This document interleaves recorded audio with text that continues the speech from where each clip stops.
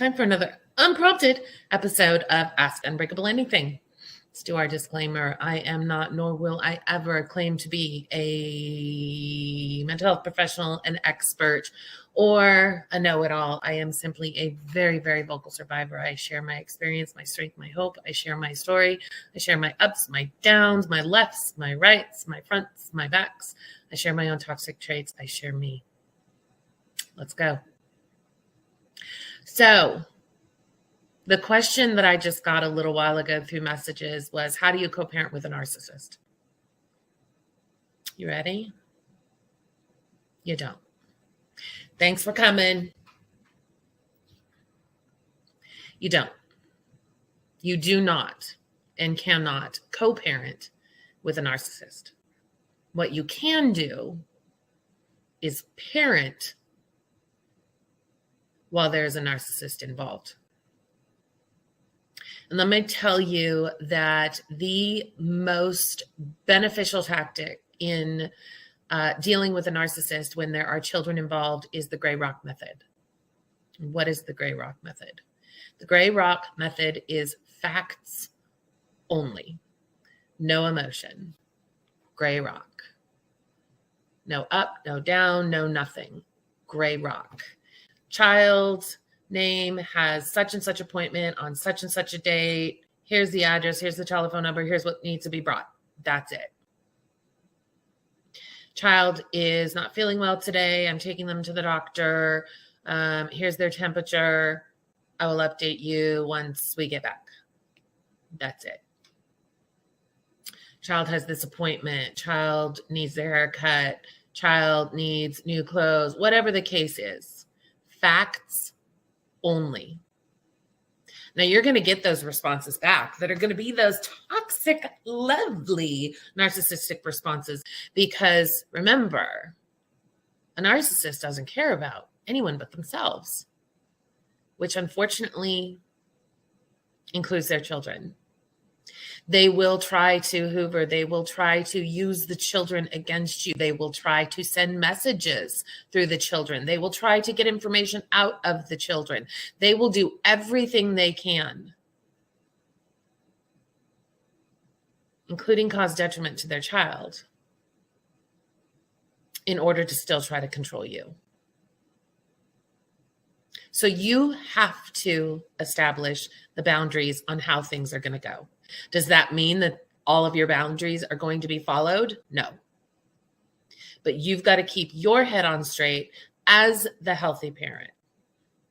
So first and foremost, regardless of what's going on, it holds true across the board. You have to be healing. You have to be taking care of yourself. You have to be working on yourself, figuring out what your toxic traits are, what your maladaptive coping skills are, what your triggers are, what are certain things that you're still struggling with, what past traumas do you have that you need to continue working through. You have to be healing. You have to keep that focus on yourself, because I can tell you, the more you heal, the more your children are going to pick up on that. And they're going to start finding their own voice, even at a very early age. They're going to start seeing who the healthy parent is and who the narcissistic parent is. So that's first and foremost. You have to be taking care of yourself. There's no way that you are going to survive parenting with a narcissist unless you're taking care of yourself. You have to practice the gray rock method. Do not contact them thinking that you're going to get some type of support or encouragement, or I'm having a really bad day. I need a break. They're not going to give you a break. They're not going to relate to your emotions being all over the place. They're not going to relate to you feeling completely out of control, like I have to handle everything. I don't have the energy. I can't do it all by myself. They don't care. That makes them happy. So why would you give them that fuel? Why would you give them that energy? Find your support systems. Get into therapy. So important. Have your friends and family who can help out in a pinch, who you know that you trust with your children, with your child. any of that. You've got to have all of this planned when dealing with a narcissist. We can't expect the narcissist to fix what they broke, right? We can't. They're not going to. And if we let them know that we're struggling with it, or we let them know we're struggling as a parent, or financially, we don't know which way is up, and the kids are going crazy and the house is a mess, like they don't care. You're not going to get empathy from them. You didn't get it in the relationship. You sure as hell aren't going to get it now. Okay? Lose that thought. Process it. You got to deal with it and accept it. Practice gray rock. So there are several parenting apps that are out there. I cannot name them and I cannot recommend them. We did not use it in our court case. It wasn't ordered. It wasn't requested. I didn't know anything about them at that time. And that was back in 2019. But I know there are several. Do your research. That you don't really have to interact with them, that you can post everything, schedules, things like that. I know there's all kinds of features. Some of them I think are free, some you pay for, whatever the case may be. There's all kinds of parenting apps. I will tell you the gray rock method that worked for me. I do not text or call, nor will I accept texts or calls. The exception, of course, is an emergency. In the last almost 4 years, there's been one phone call. One. And it was an emergency. And I had to contact the narcissist. And it was facts only. Here's the situation. Here's what I know. Here's the information I have. Here's what we're doing about it at home. Here's where I need you to do this in your household. Here's what the plan is. Here's what we're doing going forward. That's it. No emotion. No up, down. Even though I was all upset over the situation, I didn't let it through in the phone call. That's it. I stopped accepting texts. I stopped responding to texts. There was a period of time where I would text, hey, here's the information, appointment, such and such, such and such, such and such. And I would get bombarded with, the toxicity coming back and the attacks and the threats and all of that. So I stopped texting. What works for me is email. That's it. Because emails is not dinging my phone instantly. I have my phone set so that my emails do not push, my personal emails do not push all day, every day. I can only see emails when I go into my app and I read my emails. That allows me the ability to know that, okay, I'm in a good headspace right now. Okay, I can handle whatever is being dished out. If I get an email, I respond with facts only. I don't care what threats. I'm calling CPS. I'm calling your job. You're a terrible mother. And these are all things that I've heard. I don't care. I disregard all of it. I don't respond to any of it. It is facts only. None of that requires a response. You and me know. Like, you want to threaten and call CPS? Go ahead. I don't care. Good. Call them. Because I have a whole mess of documentation to show them all the. So, go ahead and threaten. I don't respond at all. I will only email when there is something involving my child or his schedule. That's it. We can't go no contact when there are children involved. For the most part, we can't. There has to be some sort of communication, but we can control the narrative. Now, we may get a text message or a phone call, a voicemail or an email, and it may trigger us through the roof, and we can have our meltdowns. We can have our fall aparts. We can have our stressful days, but we are not going to in any way relay that to the narcissist, nor to our children.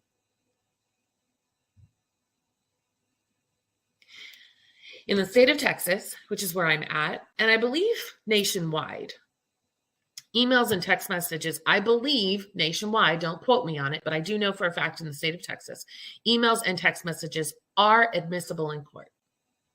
So there was a post way sometime back, but it holds true. It's kind of funny.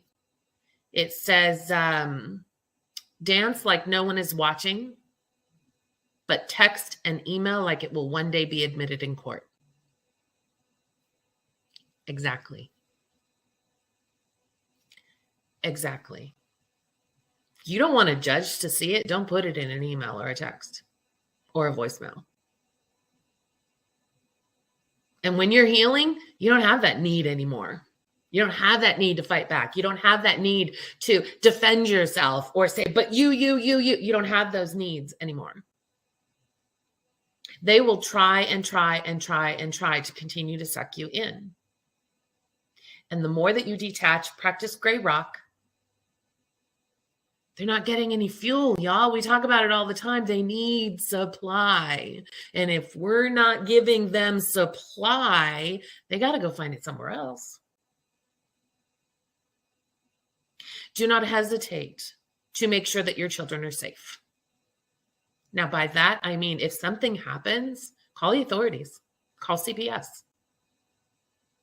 If something happens that is detrimental to your child, do not be afraid to call, no matter what they try to say.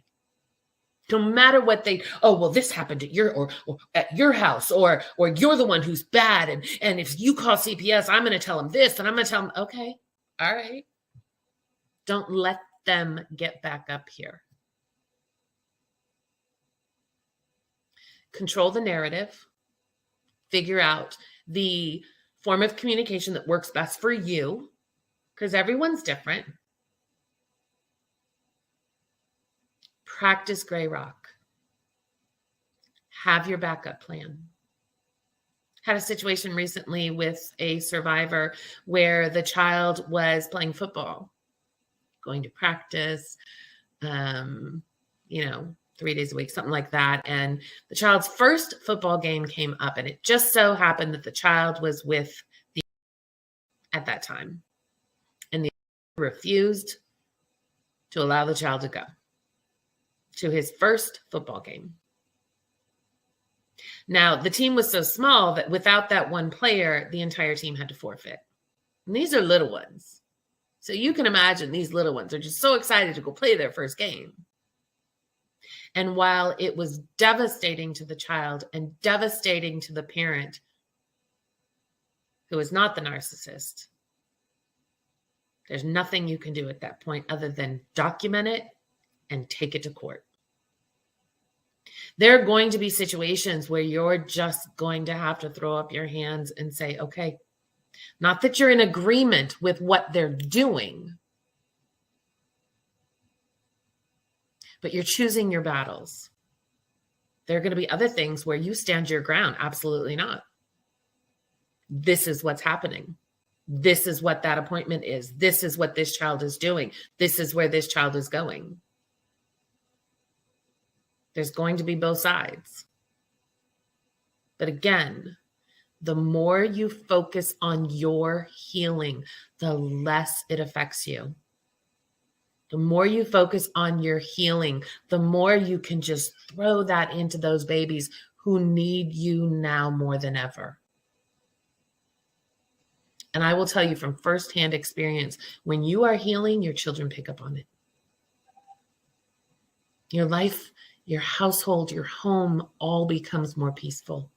Your children see it. We as parents are the ones who set the example, right? On living a healthy life, using our voice, setting boundaries. The more that we're doing this and our children see this, the more healthy they're going to be. My child is almost 17 years old now, and he has his voice. I gave him that voice by me simply healing, by me validating his emotions, by me validating what he was going through, by me listening to what it is that he needed to verbally vomit. My child knows who the healthy parent is and who the other one is not. Your healing has to be top priority for you, because everything around you is going to be affected by it in an amazingly beautiful way. Look into the parenting apps, the parent communication apps. If those work for you, by all means, use them. I've heard great things about many of them. As I said, I didn't use one, so I can't speak to any of them. Find the form of communication that works best for you. Again, I will only email unless it's an emergency. I will no longer text. I will no longer call unless it's an emergency. As well as I have the flying monkey, the mistress, wife number 3, is blocked because I have no need to communicate with that person. None. That is not my child's parent. They have no say-so. They're blocked. Even an email. You can block an email too. So I utilize email and gray rock, gray rock, gray rock, gray rock, gray rock. If there are situations where there are exchanges and exchanges begin to feel unsafe, I can tell you that in the state of Texas and in many states, you can call 30 minutes beforehand, just call dispatch and say, hey, I would like, what did they call it? Keep the peace. Actually, that was in California, when I was in California. Keep the peace. You can request to have an officer on site to keep the peace. It works. They sure as heck don't want to act up when there's an officer involved. I used to do that because we were back and forth so many times that we were not together when my son was born. So I would always have an officer on site to keep the peace. Or the exchange would be at the police station in the parking lot. If you feel unsafe or the children are unsafe, do not hesitate to call the law. If the children are harmed, if you are in fear of the children being harmed, do not hesitate to call Child Protective Services. Do not hesitate. These people don't control you anymore. You know what's right for you and what's right for your children. You know what is healthy for you and what's healthy for your children. Do not be afraid to stand up to that. Stand up for that, should I say. Don't stand up to the narcissist. Document, document, document, document, document, document, document, document. Document everything. And if you have to go back to court, go back to court. So can you co-parent with a narcissist successfully? Absolutely not. Never. Can you parent successfully when the other parent happens to be a narcissist or an abuser? Yes. Can you save your babies and protect your babies? Yes. Can you give them a voice? Can you teach them what healthy is? Can you teach them how to stand up for themselves and how to set boundaries and how to have coping skills and not react to, toxicity? Can you teach them all of these healthy skills? Yes. As you continue to heal, are you going to see that difference in your babies? Oh, yeah. Oh, yeah. And let me tell you, the first day that I saw that my child had a voice, that he felt comfortable enough and safe enough to have that voice. Talk about one proud mama.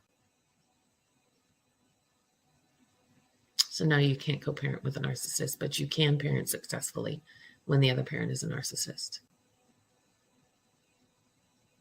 It's hard. I'm not going to sugarcoat it. It's hard. Some days are harder than others. But the more you practice these, the more you practice setting these boundaries, using gray rock, documenting everything, taking care of yourself, ensuring that your babies are seeing you getting healthy and healing, the easier it becomes. And honestly, in my situation, the quieter it got. Because I'm not feeding the supply. So the narcissist doesn't want to bother. Great. I'm good. Keep talking to each other. Keep supporting each other. Keep uplifting each other, y'all. You're not alone. You're not crazy. There are so many of us out here who have gone through it, who are going through it, who are getting ready to go through it. You're not alone. You're not. Get into therapy. Focus on your healing. All right, y'all. Go be unbreakable.